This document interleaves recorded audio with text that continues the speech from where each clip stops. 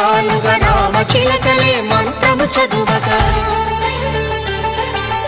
రాముని దోసిట హరినీలాలుగా సీత గుప్పిట సిరి మల్లికలుగా తళతళ తారలు తలంబ్రాలుగా తరుణ దంపతుల తలపైరాలుగా కళ్యాణం చూతమురారండి శ్రీ సీతారాముల కళ్యాణం చూద్దామురారండి.